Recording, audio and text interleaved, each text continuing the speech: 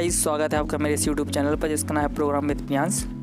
और आज हम सीखने वाले कि हम पाइथन के थ्रू करेंसी कन्वर्सन कैसे कर सकते हैं, ठीक है। और हमें किसी भी करेंसी का सिंबल कैसे पता कर सकते हैं, ठीक है। तो इसके लिए सबसे पहले हमको एक मॉड्यूल इंस्टॉल करना पड़ेगा। इस सबसे पहले चलते हैं हमारे कमांड प्रॉम्प्ट पर। इसके लिए हम यहाँ पे CMD टाइप करेंगे और एंटर प्रेस कर देंगे। हमारा कमांड प्रॉम्प्ट ओपन हो गया। इसके बाद हमें एक मॉड्यूल इंस्टॉल करना है जिसका नाम है फॉरेक्स पाइथन। तो इसके लिए हमको लिखना पड़ेगा पिप इंस्टॉल फॉरेक्स पाइथन। मैं स्क्रीन पर आपको लिख दूंगा तो आपको टेंशन लेने की ज़रूरत नहीं है, आप आराम से देख के टाइप कर लेना, ठीक है। मेरे में ऑलरेडी इंस्टॉल है इसलिए रिक्वायरमेंट ऑलरेडी सेटिस्फाइड आ रहा है। इसके बाद चलते हैं हमारे सबलाइम पर। तो यहाँ पे आप देख पा रहे होंगे कि मैंने फाइल 4.py नाम की एक फ़ाइल बनाई हुई है। तो हमें सबसे पहले अपने मॉड्यूल को इम्पोर्ट करना है। इसके लिए हमें लिखना पड़ेगा फ्रॉम forex_python .converter इम्पोर्ट। हमें करेंसी रेट्स, ठीक है, करेंसी रेट्स नाम के फंक्शन को इंपोर्ट करना है, ठीक है। तो इससे हमें करेंसी के रेट्स पता चलेंगे, ठीक है। यहाँ पे लिखना करेंसी रेट्स। करेंसी रेट्स में करेंसी का C और रेट्स का R कैपिटल होना चाहिए। अब एक C नाम के वेरिएबल में करेंसी रेट्स को इनिशियलाइज करा लेता हूँ, ठीक है। उसके बाद मैं एक आंसर नाम का वेरिएबल बना रहा हूँ जिसमें कि हम जो हमारे पास आंसर आएगा वैल्यूज़ आएंगे उसको स्टोर करेंगे। तो मैं आंसर नाम का बना रहा हूँ। तो हम लिखना C.getRates, ठीक है।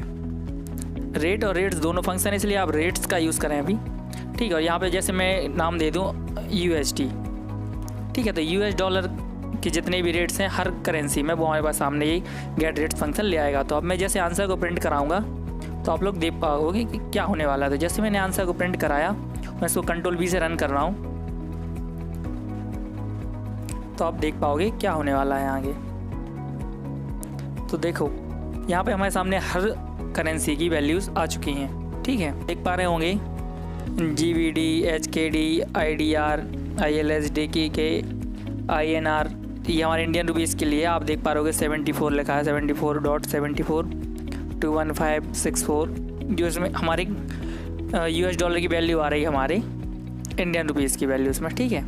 इसके अलावा अदर भी बहुत सारी करेंसीज दी हुई हैं। अब मुझे सबके बारे में ज़्यादा जानकारी नहीं है इसलिए मैं आपको सिर्फ इंडियंस के बारे में बता रहा हूँ। जैसे अगर आप एक चीज़ और है, अगर आप सब जानना चाहते हो कि यार US डॉलर की वैल्यू हमारे इंडियन रुपीज़ में कितनी है, ठीक है। तो पहले मैं आपको इंडियन करके दिखा दूँ इंडियन वैल्यूज़ सभी करेंसी में कितनी होती है इंडियन रुपीज़ की वैल्यू। तो आप देख पा रहे हो सब जगह 0 आ रहा है। यार हमारे रुपये की कीमत बहुत कम है अदर कंट्रीज़ के मुकाबले। कुछ ही कंट्रीज़ से हमारी ज़्यादा है सिर्फ इंडियन रुपीज़ की वैल्यू, बाकी हर जगह कम है, ठीक है, क्योंकि इधर जगह डॉलर ज़्यादा यूज़ होता है। इसके अलावा अब हमको क्या देखना है, अब हमको चेक करना है कि यार US के डॉलर की हमारी इंडियन की वैल्यू कितनी है, इंडियन रुपीज़ की वैल्यू। तो इसके लिए हमें यहाँ पे US डॉलर लिखना पड़ेगा और यहाँ पे $INR, ठीक है। कैपिटल में लिखना है आपको दोनों चीज़ें। और यहाँ पे रेट्स की जगह रेट फंक्शन का यूज़ करना है। मैंने आपको शुरू में बताया था कि रेट्स और रेट दो अलग अलग फंक्शन है, ठीक है। जैसे हम रेट करेंगे तो ये देखो ये बता दिया इसने कि US डॉलर की इंडियन रुपीज़ में वैल्यू है 74.74 पैसे करके, ठीक है। तो आप देख पा रहे होंगे। इसके अलावा एक फंक्शन होता है कन्वर्ट।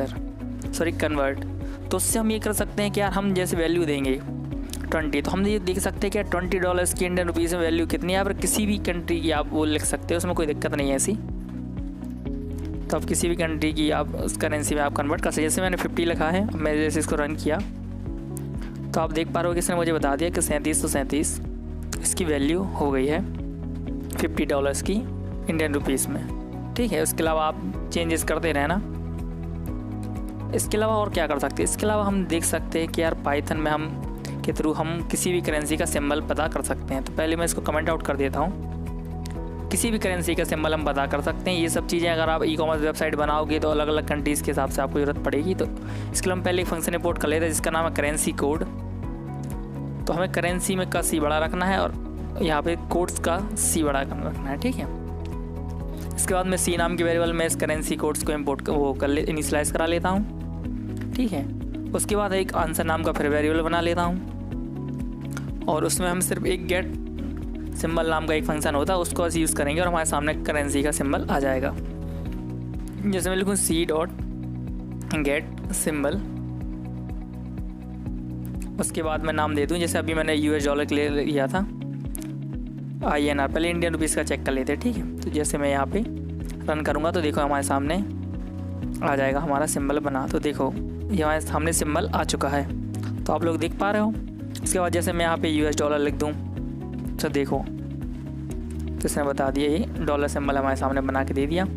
मुझे करेंसीज के नाम ऐसे याद नहीं है, फिर भी मुझे जो याद है मैं उनके लिख देता हूँ। जैसे EUR करके एक करेंसी है, तो आप देख पा रहे हो इसका भी हमारे सामने सिंबल आ चुका है। तो ऐसा आप ई-कॉमर्स वेबसाइट वगैरह बनाओगे तो आपके लिए इसके लिए ज़रूरत पड़ेगी करेंसी कन्वर्ट करने की। तो अगर आपको कोई वीडियो पसंद आई हो तो लाइक शेयर सब्सक्राइब जरूर कर दें। आप देख ही पा रहे हो कि यार जैसे SEO के नाम की कोई करेंसी नहीं है तो उसने मुझे नन रिप्रेजेंट कर दिया, SE के नाम की है तो उसने KR रिप्रेजेंट कर दिया। तो आप ऐसे ही करके आप किसी भी करेंसी का सिंबल जान सकते हो और किसी भी करेंसी में कन्वर्ट कर सकते हो। इसके लिए आपको ज़्यादा मेहनत करने की ज़रूरत नहीं है, ना ही अलग से कहीं से वेब स्क्रैपिंग करने की ज़रूरत है। तो मिलते हैं अगले वीडियो में, तब तक के लिए स्टे होम स्टे सेफ़।